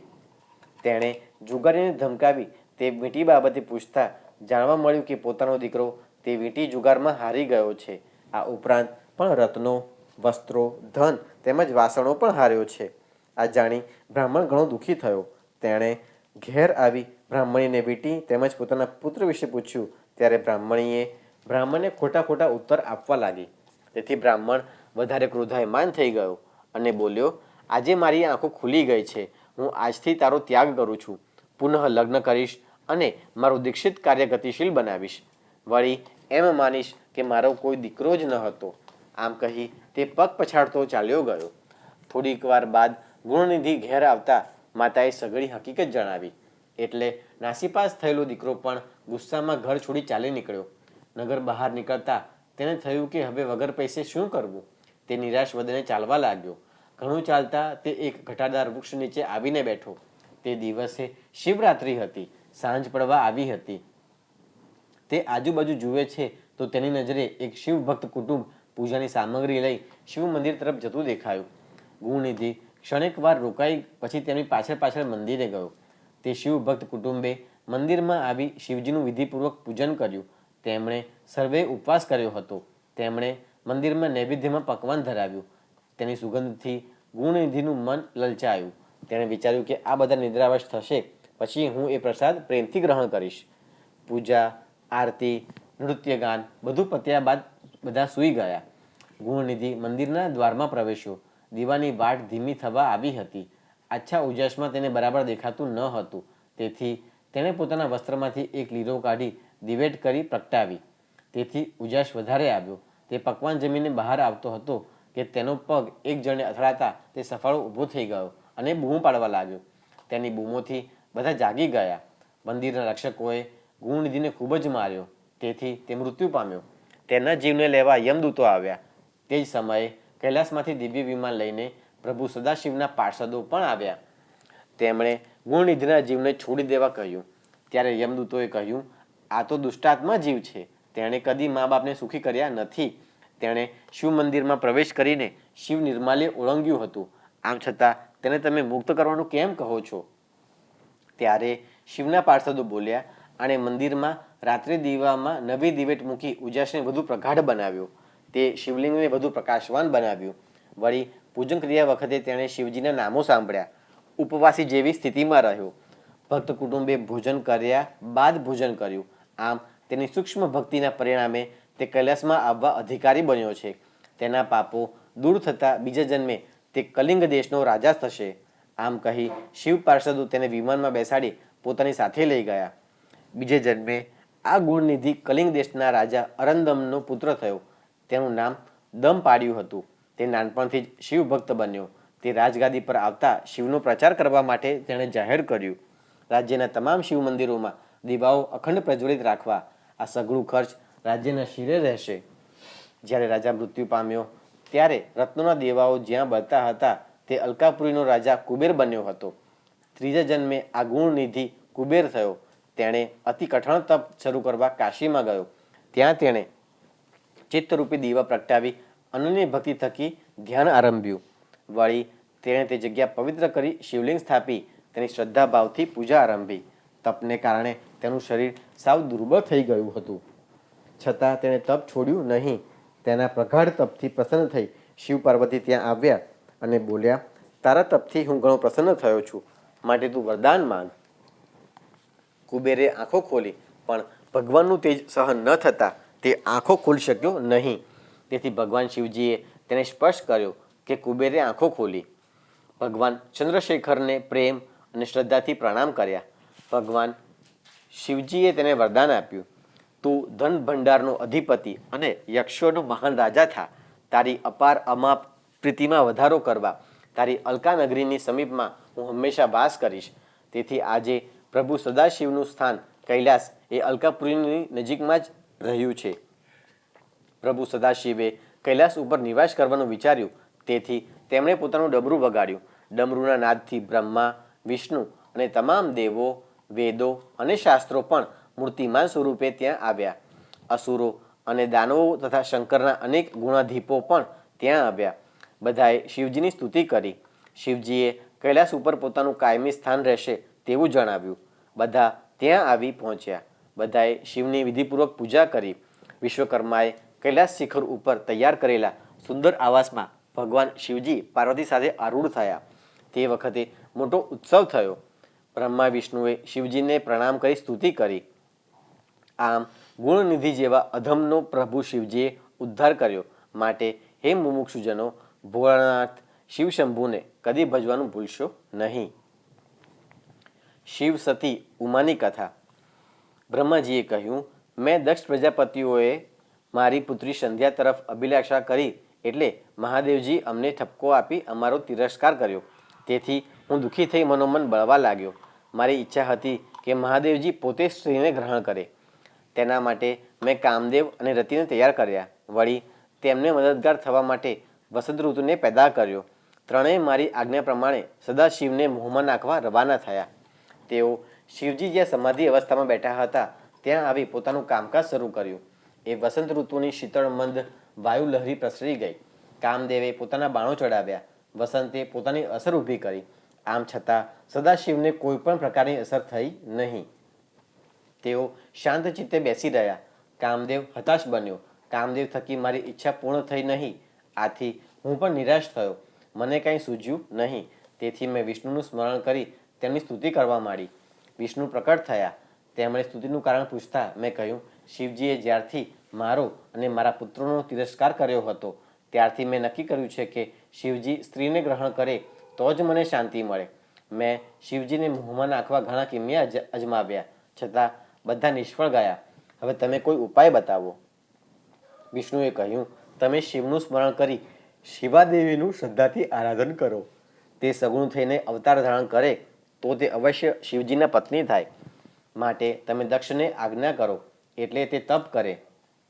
તેમના તપથી પ્રસન્ન થઈ તે નિર્ગુણમાંથી સગુણ થશે. બ્રહ્માજી નારદને પોતાની કથા સંભળાવી રહ્યા છે. તે જ કથા સૂતજી શૌનકાદિક મુનિઓને જણાવે છે. બ્રહ્મા કહે છે, વિષ્ણુના ગયા બાદ મેં શિવાની સ્તુતિ કરવા માંડી. સ્તુતિ સાંભળતા જ શિવાદેવી પ્રકટ થયા અને તેમણે પ્રસન્ન થઈ મારી ઈચ્છા પૂર્ણ કરવાનું કહ્યું. મેં કહ્યું, હે દેવી, તમે દક્ષની પુત્રી બનીને રુદ્રના પત્ની થાઓ. તમારા સિવાય અન્ય કોઈ સ્ત્રી તેમનું મન હરણ કરી શકશે નહીં. બ્રહ્માજીની વાણી સાંભળી દેવી વિચારમાં પડી ગયા. તેમને થયું કે રુદ્ર તો શિવનું પૂર્ણ સ્વરૂપ છે. જો હું બ્રહ્માને વરદાન નહીં આપું તો વેદની નીતિનું ઉલ્લંઘન થયું ગણાશે. તેમણે સદાશિવનું એકાગ્ર ચિત્તે શ્રદ્ધાથી સ્મરણ કર્યું. શિવજીનું રટણ અને સ્મરણનો જાણે એક સેતુ બંધાઈ ગયો. દેવીએ શિવજીની આજ્ઞા પ્રાપ્ત કરી બ્રહ્માજીને કહ્યું, હું તમારું કાર્ય પૂર્ણ કરીશ. આમ કહી દેવી અદૃશ્ય થઈ ગયા. પછી બ્રહ્માજીએ દક્ષને આજ્ઞા કરી એટલે દક્ષે શિવાને હૃદયમાં સ્થાપી ફક્ત જળ ઉપર રહી ક્ષીર સમુદ્રના ઉત્તર કિનારે તપનો આરંભ કર્યો. દક્ષના તપોબળથી દેવી જગદંબા પ્રકટ થયા. દક્ષે તેમની સ્તુતિ કરી. દેવી જગદંબાએ પ્રસન્ન થઈ તેમને વરદાન માગવા કહ્યું. ત્યારે દક્ષે કહ્યું, હે દેવી, તમે મારે ત્યાં પુત્રી રૂપે પ્રકટ થઈ રુદ્રના પત્ની થાઓ. બ્રહ્માજીએ પણ મને તે વિશે પ્રેરણા આપી છે. ત્યારે દેવીએ કહ્યું, હું અવશ્ય કઠિન તપ કરી સદાશિવને વરીશ, પણ મારી એક શરત છે કે મારા તરફનો આદર જ્યારે ઓછું થશે ત્યારે હું શરીર ત્યાગીને મારા પોતાના સ્વરૂપમાં લય પામીશ. આમ કહી દેવી અદૃશ્ય થયા. આ બાજુ બ્રહ્માજીની આજ્ઞાથી પંચજન પ્રજાપતિની વિરણી નામક પુત્રીને દક્ષ પરણ્યો. તેણે પ્રથમ 10,000 પુત્રોને ઉત્પન્ન કર્યા. નારદજીની સલાહથી તે બધા પુત્રો મોક્ષને માર્ગે ચાલી નીકળ્યા. દક્ષે ફરીથી 1,000 પુત્રોને ઉત્પન્ન કર્યા. તેમણે પણ નારદજીની સલાહથી મોક્ષના રસ્તાને ગ્રહણ કર્યો. તેથી દક્ષે નારદજીની ઉપર ગુસ્સેથી શાપ આપ્યો, તમે હવે લોકમાં સતત ભ્રમણ કર્યા કરો, તમારું કોઈ જગ્યાએ સ્થિર ઠેકાણું થશે નહીં. પછી દક્ષે પુત્રોને બદલે પુત્રીઓની ઉત્પત્તિ કરી. તેમની 60 કન્યાઓ પૈકીની 10 ધર્મને, 13 કશ્યપને, 27 ચંદ્રને, 2 પુત્રી અંગિરસ અને કૃશાશ્વને તથા બીજી કન્યાઓ ગરુડને આપી. આ પુત્રીઓમાં સૌથી મોટા દેવી શિવા હતા. તેઓ સાક્ષાત પ્રકટ થયા હતા. દક્ષે તેમને પ્રકટ થયેલા જોઈ તેમની સ્તુતિ કરી. દેવીએ બાળ સ્વરૂપ ધારણ કરી લીધું. દક્ષે તેમનું નામ ઉમા રાખ્યું.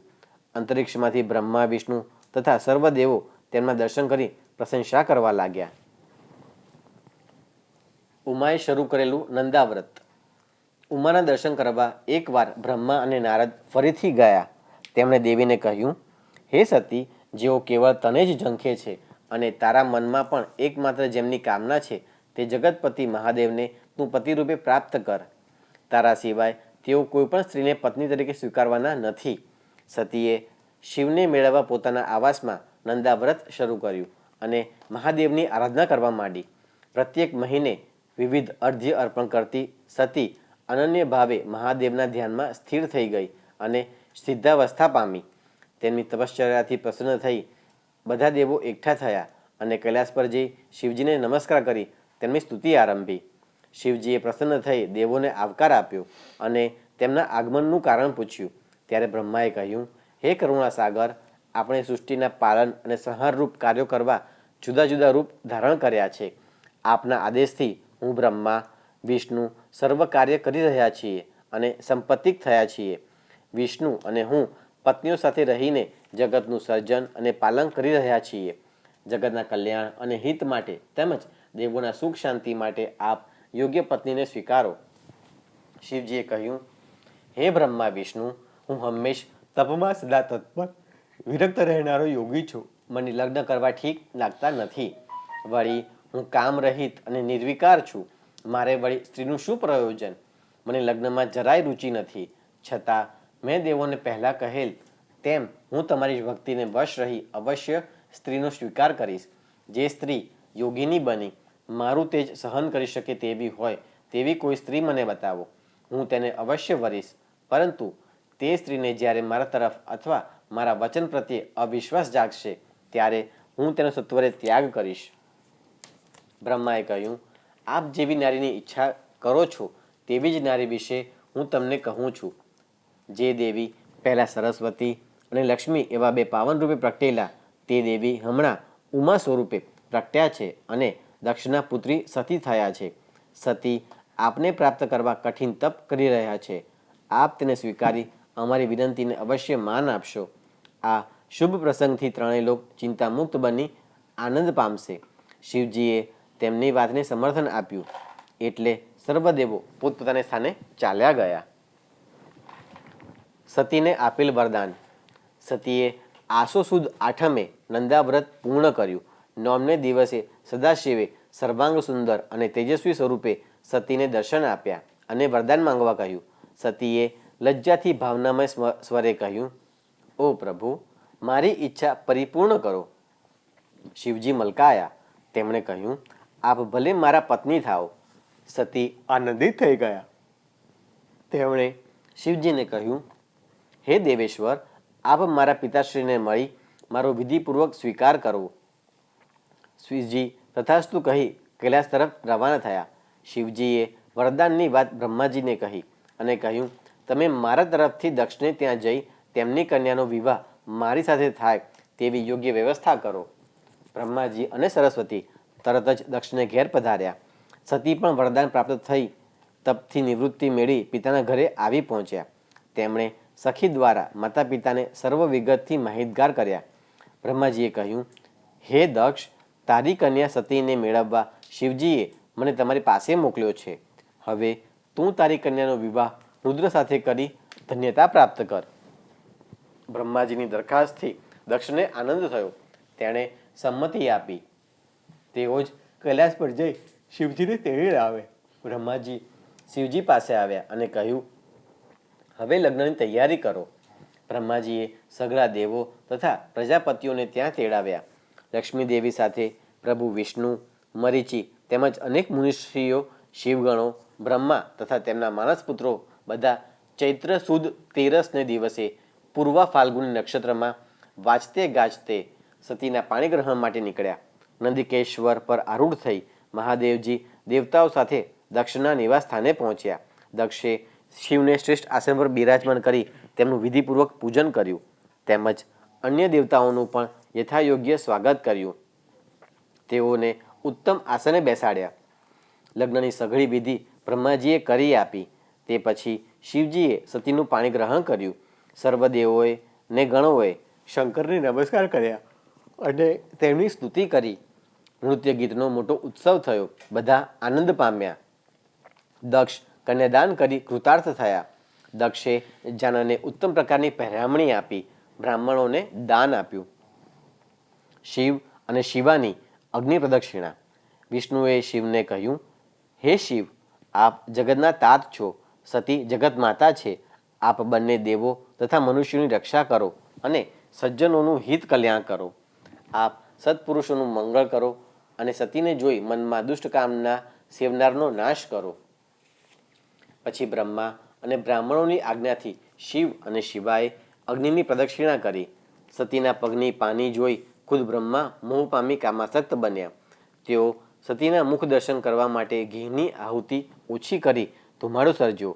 આ સમયે શંકરે પોતાની આંખો પર હાથ રાખ્યા. આ તકનો લાભ લઈ બ્રહ્માએ સતીનું મુખ ખુલ્લું કરી જોઈ લીધું. શંકરે દિવ્ય દ્રષ્ટિથી બ્રહ્માનું તે નિંદનીય કૃત્ય જોઈ કુપિત થઈ તેમને મારવા ત્રિશૂળ ઉગામ્યું. ત્યારે બધા દેવો તથા બ્રાહ્મણોએ ગભરાઈને બ્રહ્માની રક્ષા કરવા શંકરને વિનમવા લાગ્યા. વિષ્ણુએ શંકરને ઘણા સમજાવ્યા અને કહ્યું, બ્રહ્મા વગર સર્જન લીલા કોણ કરશે? ત્યારે શંકરે કહ્યું, હે વિષ્ણુ, તમે જ સતી માટે કુદૃષ્ટિ નાખનારનો નાશ કરવા વિનંતી કરી હતી. માટે મને બ્રહ્માને મારતા રોકો નહીં. ત્યારે વિષ્ણુએ કહ્યું, હે મહાદેવ, બ્રહ્મા, આપ અને હું ત્રણેય પરમાત્માના જ અંશો છીએ. હું અને બ્રહ્મા આપનું જ સ્વરૂપ છીએ. બ્રહ્મા સ્વરૂપે આપ શિવ પોતે જ છો. માટે તેમના વિનાશનો મનોવિચાર દૂર કરો. પછી બ્રહ્માજીએ અનેકવિધ સ્તોત્રોથી શંકરની સ્તુતિ કરી અને તેમના પાપના બદલામાં શિક્ષા કરવા વિનમ્યા. ત્યારે શંકરે કહ્યું, તમે નિર્ભય થઈ પોતાના હાથ વડે મસ્તકનો સ્પર્શ કરો. બ્રહ્માજીએ તે પ્રમાણે કર્યું. ત્યારે તેમણે પોતાના મસ્તક ઉપર નંદી પર બિરાજેલા શંકરને જોયા. શંકરે કહ્યું, હે બ્રહ્માજી, તમારામાં મેં પ્રવેશ કરેલા સ્વરૂપે તમે મારી આરાધના કરજો. તમને લોકો રુદ્ર શિર કહેશે. તમે મારું વિવાહ કાર્ય પૂરું કરી આપ્યું. હવે તમે દક્ષિણાના અધિકારી બન્યા છો. બોલો, હું તમને શું આપી શકું? બ્રહ્માજીએ કહ્યું, હે સદાશિવ, હું એવું માગું છું કે ચૈત્ર સુદ 13ને રવિવારના દિવસે પૂર્વ ફાલ્ગુની નક્ષત્ર હોય તેવે વખતે જે કોઈ આપણા દર્શન કરે તેના સર્વ પાપો નાશ પામે. શિવજીએ તથાસ્તુ કહ્યું. દક્ષે સ્તુતિ કરી. શિવ સતીને વિદાય આપી સર્વએ શિવગણનો જય જયકાર કર્યો. શિવજી સતીને લઈ પોઠિયા પર બેસી દેવગણો સહિત કૈલાસ પર પહોંચી બધા દેવોનું યોગ્ય સન્માન કરીને તેમને વિદાય આપી. શિવ અને સતીનો ગૃહસ્થાશ્રમ. શિવ અને સતી પરસ્પરમાં ઉત્પ્રોત બનીને સ્નેહ ગોષ્ઠીમાં રચ્યા પચ્યા રહેવા લાગ્યા. તેમનું ગૃહસ્થાશ્રમ આદર્શમય હતું. શિવજી ક્યારેક પુષ્પો લઈ તેનો મનોહર હાર બનાવી સતીને પહેરાવતા, તેમજ સતીના મુખ દર્શનમાં મુગ્ધ બનીને શિવજી પોતાના હાથે અલંકારો સાફ કરીને સતીને પહેરાવતા. આ રીતે ભક્તો પર પ્રસન્ન રહેતા પ્રભુ શિવ પર્વતમાળામાં સતીની સાથે વિચરણ કરતા સતીના રૂપાળા દેદીપ્યમાન મુખારવિંદનું અમૃત પીતા પીતા શિવ વાતાવરણમાં એકરસ બની જતા. આમ દક્ષપુત્રી સાથે શિવજી હિમગીરીની ઘટાદાર કુંજોમાં ઉત્તુંગ શિખરો તેમજ ગુફાઓમાં ક્રીડા કરતા. તેમાં દેવોના 25 વર્ષો પસાર થઈ ગયા. વર્ષા ઋતુનું આગમન થતાં મહેશ અને ઉમા ઊંચા શિખરે આરૂઢ થયા હતા. તે વખતે વીજળીના ચમકારા સાથે મેઘોએ કરાનો વરસાદ વરસાવ્યો. તેથી સતી વ્યાકુળ બની શિવજીને પોતાને માટે કોઈ આશ્રય સ્થાન ઊભું કરવાનું કહેવા લાગ્યા. શિવજીએ કહ્યું, હે સુંદરી, વર્ષા ઋતુમાં હિમાલયના મધ્યપ્રદેશ સુધી જ મેઘો આવી શકે છે. કૈલાસ પર્વતની તળેટીથી ઉપર આવતા નથી. સુમેરુ પર્વત ઉપરથી ચડી શકતા નથી. આ પર્વતો પૈકી તમે જે જગ્યા પસંદ કરો ત્યાં આપણે પહોંચી જઈએ. હિમાલય પર્વત પર તમને બહુ સુખનો અનુભવ થશે. સિદ્ધોની અનેક સ્ત્રીઓ તમારું સ્વાગત કરશે. નાગસુંદરી, પહાડી કન્યાઓ અને કિન્નર કન્યાઓ તમને નિરંતર મદદ કરશે. હિમાલયની પત્ની મેના પણ તમને પ્રસન્ન કરવા ઉત્સુક રહેશે. સતીએ હિમાલય પર નિવાસ કરવાનું પસંદ કર્યું. ત્યારે હિમાલય પર્વત નજીક કૈલાસ શિખર ઉપર ભગવાન શંકરે સતી સાથે દૈવી 1000 વર્ષ રમણીય ઉદ્યાનો વનોમાં વિહરતા સુખ ભોગવતા પૂરા કર્યા. એક દિવસ સતીએ કહ્યું, હે દેવાધિદેવ, સંસારીને પરમ આનંદ ખુશી પ્રાપ્ત થાય અને ફરીથી મોહ નહીં થાય તે પરમ તત્વનો બોધ આપવા કૃપા કરો.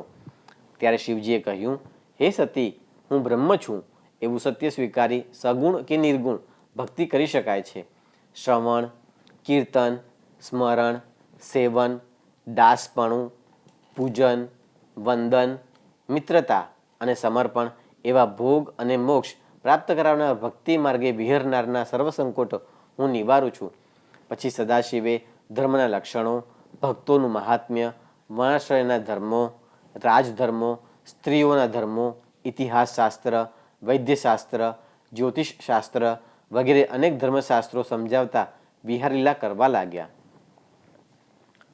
સતીએ કરેલી શ્રીરામની કસોટી. એક દિવસ શિવજી અને સતી પૃથ્વી પર વિચરણ કરતા કરતા દંડકારણ્યમાં પધાર્યા.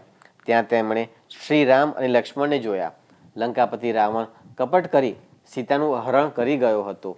તેથી શ્રીરામ સીતે સીતે બોલી વ્યાકુળ મને વનમાં ફરતા હતા. ભગવાન શિવજીએ તેમને જોઈ વંદન કર્યા.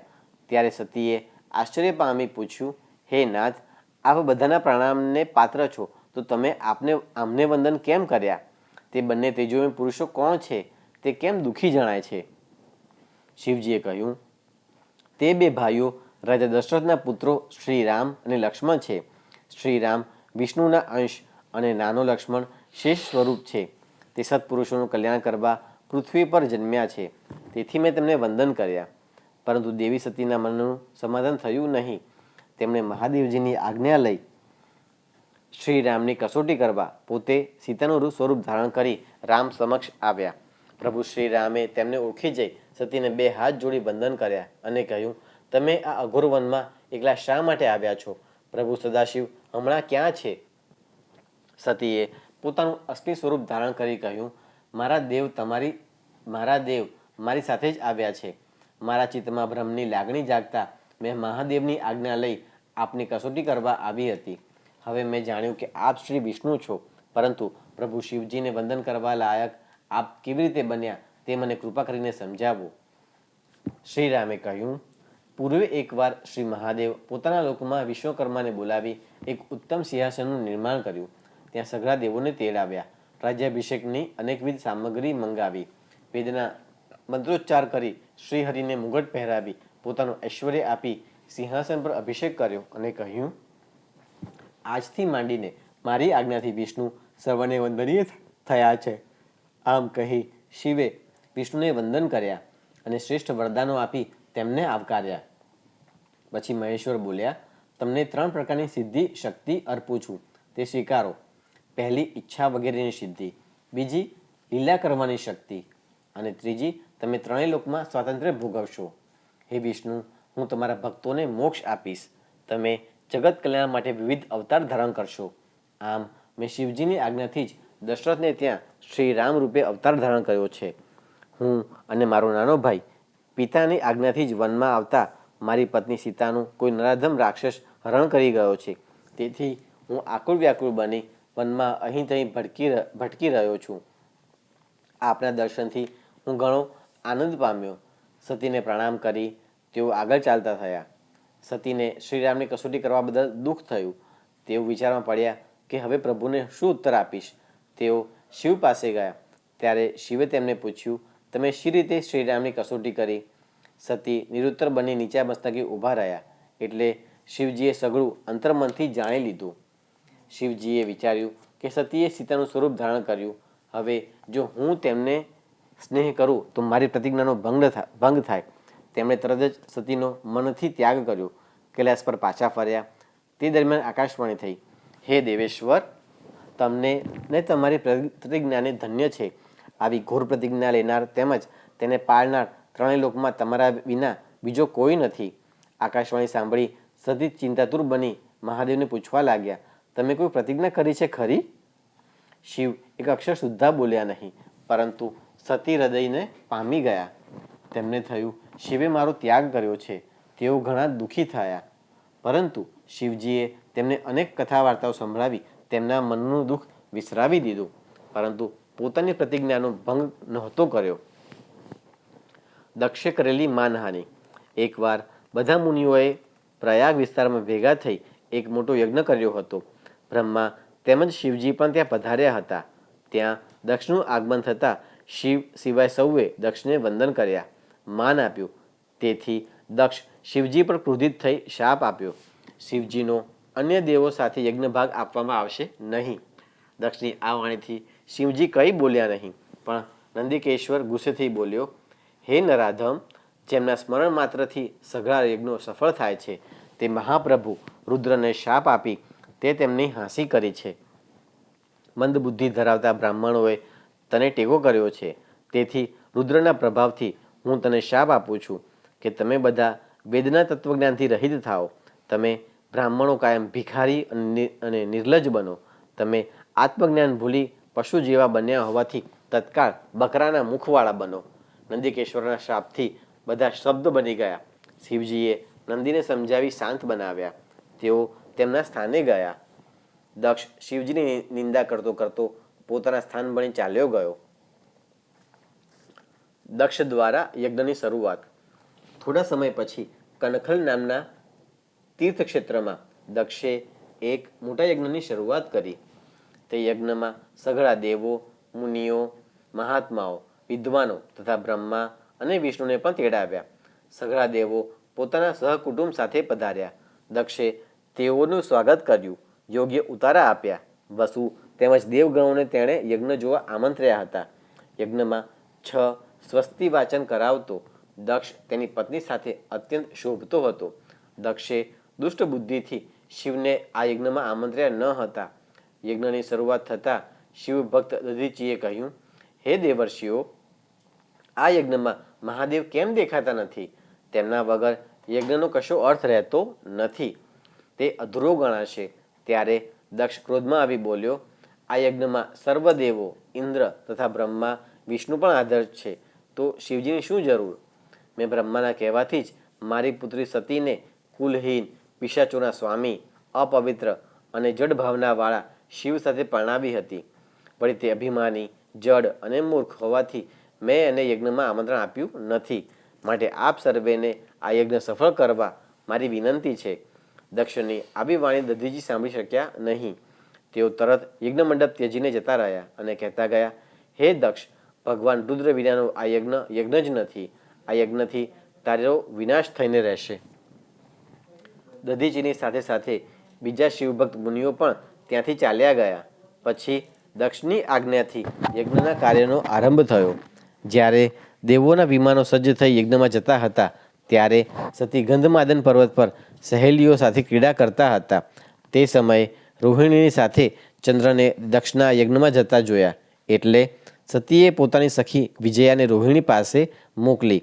ત્યારે તેણે દક્ષને ત્યાં યોજાયેલા યજ્ઞ વિશે વાત કરી. આ વાત જાણીને સતીને દુઃખ થયું કે મારા માતા પિતાએ મને અને શિવજીને યજ્ઞમાં કેમ ન બોલાવ્યા. તેઓ તરત જ શિવજી પાસે જઈ વંદન કરી બોલ્યા, મેં જાણ્યું છે કે મારા પિતાને ઘેર યજ્ઞ થઈ રહ્યો છે. એ યજ્ઞમાં જવાની તમને ઈચ્છા થતી નથી? આપની હાજરી વિના તો તે યજ્ઞ સફળ થશે નહીં. વળી ત્યાં સગા સ્નેહી સાથે મેળાપ થશે. માટે યજ્ઞમાં ભાગ લેવા આપણે જઈએ. શિવજીએ કહ્યું, મને આમંત્રણ ન હોવાથી હું તે યજ્ઞમાં ન જઈ શકું. જેઓ વગર તેડાવે પારકી ઘેર જાય છે તેઓ અપમાન પામે છે, પણ તમારે જવું હોય તો જાઓ. દેવી સતી શિવજીની આજ્ઞા લઈ પોઠિયા પર આરૂઢ થઈ ગણોને સાથે લઈ પિતાના ઘેર જવા રવાના થયા. દેવી સતી યજ્ઞ સ્થળે પહોંચ્યા ત્યારે માતા અને બહેનોએ તેમનો પ્રેમથી સત્કાર કર્યો, પરંતુ દક્ષ કાંઈ બોલ્યા નહીં. છતાં સતીએ માતા પિતાને વંદન કર્યા. તેમણે યજ્ઞમાં વિષ્ણુ વગેરેનો ભાગ જોયો, પણ શિવનો ભાગ ન જોતા તેઓ ગુસ્સે થઈ પિતાને કહેવા લાગ્યા, હે પિતા, જેમના કારણે સમસ્ત જગતનું કલ્યાણ થાય છે તેવા પરમ પવિત્ર અને પાવન શિવજીને યજ્ઞમાં શા માટે તેડાવ્યા નથી? શું તમે શિવજીને સામાન્ય દેવ જાણી તેમનો અનાદર કર્યો છે? ઓ વિષ્ણુ, તમે બ્રહ્મા અને બીજા મુનિ શિવ વિના યજ્ઞમાં ભાગ લેવા શા માટે આવ્યા? સતીએ વિષ્ણુ અને બ્રહ્માને પણ ઠપકા ભર્યા વચનો સંભળાવ્યા. બધા દેવીનો ક્રોધ જોઈ ચૂપ બેસી રહ્યા. ત્યારે દક્ષે કહ્યું, તારો પતિ મહાદેવ અમંગળ, કુળહીન, વેદથી બહિષ્કૃત અને અત્યંત ખરાબ વેશ ધારણ કરનાર હોવાથી મેં તેને આમંત્ર્યો નથી. તારે અહીં રહેવું હોય તો રહે અને જવું હોય તો જા. અહીં તારું કોઈ કામ નથી. પિતાના વચનો સાંભળી સતીને ખૂબ દુઃખ થયું. તેમણે શિવજીને યાદ કર્યા. પછી પિતા સામે જોઈ બોલ્યા, હે પિતા, મહાદેવની નિંદા કરનાર અને સાંભળનાર સદૈવ નરકમાં રહે છે. શિવના ઉચ્ચારણથી સર્વ પાપોનો નાશ થાય છે. શંકર મને દક્ષપુત્રી કહી બોલાવે ત્યારે તમારું નામ હું કેમ સાંભળી શકીશ? તમારા થકી ઉત્પન્ન થયેલ આ દેહનો હું ત્યાગ કરીશ. આમ કહી સતીએ પ્રભુ સદાશિવનું સ્મરણ કર્યું. પછી શાંત બુદ્ધિવાળા થઈ ઉત્તર દિશામાં પૃથ્વી ઉપર બેસી વિધિ પ્રમાણે જળનું આચમન કરી વસ્ત્રથી ચોપાસ ઢંકાઈ પવિત્ર થઈ આંખ બંધ કરી યોગ માર્ગમાં પ્રવેશ કર્યો. મનને યોગ માર્ગમાં સ્થિર કર્યું અને સતીનો નિષ્પાપ દેહ યોગાગ્નિથી બળીને ભસ્મ થઈ ગયો. આ જોઈ બધા સ્તબ્ધ બની ગયા. દેવોમાં હાહાકાર થઈ ગયો. સતીની સાથે આવેલા ગણો ગુસ્સે થઈ હથિયાર સામેથી ધસી આવ્યા. આ રીતે ધસી આવતા જોઈ ભૃગુએ યજ્ઞમાં હોમ કરી તક્ષણ અગ્નિમાં ઋભુ નામક બળવાન અસુરો ઉત્પન્ન કર્યા. શિવગણોનું તેમની સાથે ભીષણ યુદ્ધ થયું. ઋભુઓના પરાક્રમથી શિવગણો તે સ્થળથી ભાગી છૂટ્યા. શિવજીએ વીરભદ્રની ઉત્પત્તિ કરી. સદાશિવના ગણો નાસી કૈલાસ પર આવીને સઘળી હકીકત શિવજીને જણાવી. શિવજીએ તરત નારદજીનું સ્મરણ કરતા નારદજી હાજર થયા. નારદજીને યજ્ઞ સંબંધી વિશેષ વાત પૂછતા તેમણે મંડપ માહેનો સર્વ વૃત્તાંત કહી સંભળાવ્યો. આ સાંભળી શિવજી ક્રોધાયમાન થઈ કાળઝાળ બની ગયા. આંખોમાં ક્રોધની જ્વાળાઓ ઉમટી આવી. તેમણે તરત જ પોતાની જટા ઉખાડી પર્વત પર પછાડી. તેથી પ્રચંડ અવાજ થયો. જટાના પૂર્વ ભાગેથી વીરભદ્ર ઉત્પન્ન થયો અને ઉત્તર ભાગેથી અતિ ભયંકર મહાકાળી ઉત્પન્ન થઈ. રુદ્રના ક્રોધના ફૂફાડાથી 100 તાવ અને 13 સન્નિપાત ઉત્પન્ન થયા. વીરભદ્ર શિવની પાસે આવી પ્રણામ કરી બોલ્યો, મને આજ્ઞા આપો, મારે કયું કાર્ય કરવાનું છે? આપ શ્રી જે કામ માટે મને મોકલશો તે કામ આપની કૃપાથી હું પૂર્ણ કરીશ. આપની આજ્ઞા વિના હું કાંઈ કરી શકવાનો નથી. શિવજી કહે, હે વીરભદ્ર, તારો જય થાવ. બ્રહ્માનો દીકરો દક્ષ મારો વિરોધી બન્યો છે. તે અહંકારી યજ્ઞ કરે છે. તેના યજ્ઞનો પરિવાર સહિત નાશ કરી તત્કાળ પાછો આવી જા. ત્યાં દેવો, ગંધર્વો કે અન્ય જે કોઈ હોય તેને તું ભસ્મ કરી દેજે. જો દેવો તારી સામે યુદ્ધ કરવા આવે તો તેને પણ તું બાળીને ભસ્મ કરજે. દક્ષ તેમજ તેની પત્નીઓ વગેરેને બાળી નાખ્યા બાદ તું ત્યાંના કળશોમાંના જળને પી જજે. સદાશિવની આજ્ઞા થતાં જ વીરભદ્રે તેમને પ્રણામ કરી દક્ષ યજ્ઞ તરફ પ્રણામ કર્યું. તેમની સાથે કાળી, કાત્યાયની, ઈશાની, ચામુંડા, મુંડમર્દિની, ભદ્રકાળી, ભદ્રા, ત્વરિતા અને વૈષ્ણવી એ નવદુર્ગા ચાલી નીકળી. ડાકિની, શાકિની, ભૂતો, પ્રમથો, ગુહ્યકો, કુષ્માંડો, પર્યટો, ચટકો, બ્રહ્મ રાક્ષસો, ભૈરવો અને ક્ષેત્રપાલો પણ દક્ષના વિનાશ માટે ચાલી નીકળ્યા.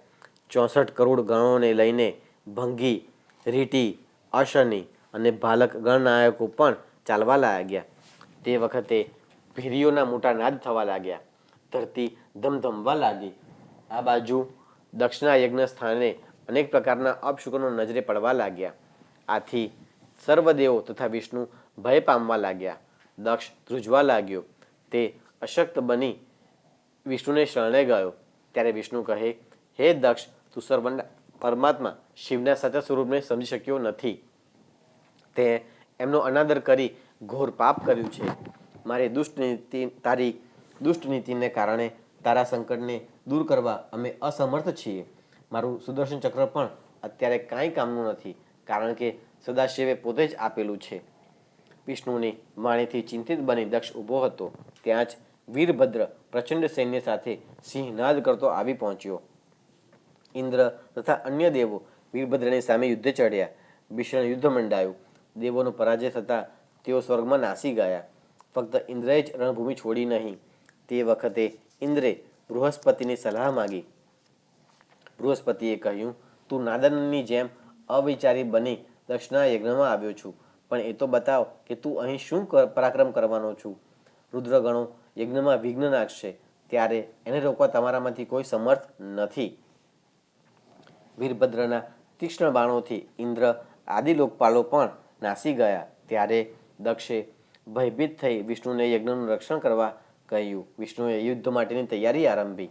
વિષ્ણુને યુદ્ધ માટે તૈયાર થતા જોઈ વીરભદ્ર નવાઈ પામ્યા. હે વિષ્ણુ, તમે પોતે મહાદેવને અવગણી દક્ષના યજ્ઞમાં આવ્યા ને આજે સદાશિવના વિરોધી થયા. સતીએ જે કંઈ કહ્યું અને કર્યું તે તમે જોયું નથી. હું પોતે જ તમારી છાતી ચીરી નાખીશ. ત્યારે વિષ્ણુ બોલ્યા, હે વીરભદ્ર, દક્ષ મારો ભક્ત હોવાથી એના આમંત્રણથી મારે આવવું પડ્યું છે. હું તમને અહીં અટકાવું છું, તમે મારી સામે આવો. વીરભદ્રે શંકરનું સ્મરણ કરી સિંહનાદ સાથે વિષ્ણુ સામે યુદ્ધનો આરંભ કર્યો. બંને વચ્ચે ભીષણ યુદ્ધ મંડાયું. આકાશ ધ્રુજી ઉઠ્યું, ધરતી ધમધમી ઉઠી, ચારે બાજુ કોલાહલ મચી ગયો. યુદ્ધ દરમિયાન વીરભદ્રે દોડીને વિષ્ણુની છાતીમાં ત્રિશૂળનો ઘા કરતા વિષ્ણુ નીચે પડી બેહોશ થયા. થોડી વાર બાદ ફરી ઊભા થઈ વિષ્ણુએ ચક્ર ધારણ કર્યું, પરંતુ વીરભદ્રે ચક્ર સહિત વિષ્ણુને સંભાવી દીધા. યુદ્ધનું પરિણામ જાણનાર વિષ્ણુએ દક્ષને તેની હાલત પર રહેવા દઈ પોતે અદૃશ્ય બની ગયા. બ્રહ્માજી પણ દુઃખી થઈ સત્યલોકમાં પહોંચી ગયા. વીરભદ્રે તલવાર લઈ યજ્ઞસ્થાનનો વિધ્વંસ કરવા માંડ્યો. ગણનાયક મણિભદ્રે ભૃગુ મુનિને પછાડી તેના દાઢી મૂછ ઉખેડી નાખ્યા. ચંડે પૂષાના દાંત પાડી નાખ્યા. નંદીએ ભગદેવની આંખો છેદી નાખી. વીરભદ્રે વેદિકાની અંદર ભરાઈને બેઠેલા યજ્ઞને બળપૂર્વક બહાર કાઢી તેનું માથું કાપી યજ્ઞકુંડમાં ફગાવી દીધું. જોત જોતામાં સૌને મૃત પાયે જોઈ વીરભદ્રે અટ્ટહાસ કર્યું. તે સમયે તેના પર પુષ્પવૃષ્ટિ થઈ. વીરભદ્ર પોતાનું ઇષ્ટ ધ્યેય પાર પાડી કૈલાસ પર્વત પર ગયો. શિવજીએ પ્રસન્ન થઈ વીરભદ્રને પોતાના ગણોનો અધ્યક્ષ બનાવ્યો. ઓમ નમઃ શિવાય.